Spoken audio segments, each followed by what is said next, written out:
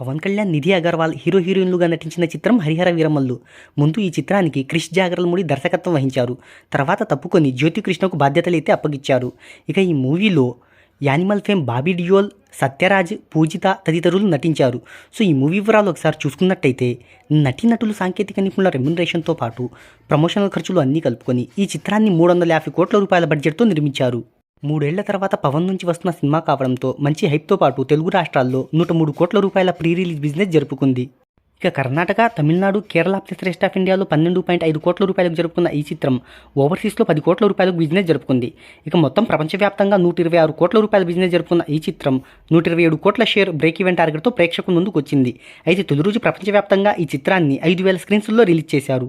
తెలుగు రాష్ట్రాల్లో ఈ movie break even కావాలి అంటే 104 కోట్ల రూపాయల డిస్ట్రిబ్యూషన్ షేర్ను, 210 కోట్ల రూపాయల గ్రాస్ వసూలను రాబట్టాలి. ఇక ప్రపంచవ్యాప్తంగా 127 కోట్ల రూపాయల షేర్ను, 260 కోట్ల రూపాయల గ్రాస్ను రాబట్టాలి.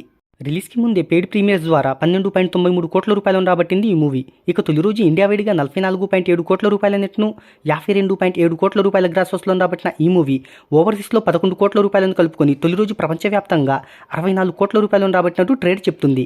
ఇక 2025లో టాలీవుడ్లో సెకండ్ బిగ్గెస్ట్ ఓపెనర్గా హరిహర వీరమల్లు నిలిచింది. ఇక మొదటి స్థానంలో రామ్ చరణ్ గేమ్ చేంజర్ 79.18 కోట్లతో నిలిచింది. తెలుగు రాష్ట్రాల్లో వర్షాలు కురుస్తుండటంతో ఆ ప్రభావం కలెక్షన్లపై పడింది. అయినా రెండవ రోజు మధ్యాహ్నం నాటికి 17.78% థియేట్రికల్ ఆక్యుపెన్సీ నమోదు చేసుకున్న ఈ చిత్రం ఆంధ్ర నైజాంలో 23 కోట్లు, Karnataka, Tamil Nadu, Kerala plus rest of ఇండియాలో 5 కోట్లు, ఓవర్సీస్లో 2 కోట్ల రూపాయల చొప్పున సెకండ్ డే వరల్డ్ వైడ్గా 30 కోట్ల రూపాయల గ్రాస్ను రాబట్టవచ్చే అవకాశం ఉందని ట్రేడ్ చెప్తుంది. మరి బాక్సాఫీస్ దగ్గర రాబట్టవలసిన టార్గెట్ ఎక్కువ ఉండడంతో ఈ కలెక్షన్లు అయితే సరిపోవు. మరి చూద్దాం లాంగ్ రన్లో ఎలాంటి మ్యాజిక్ చేస్తుందో.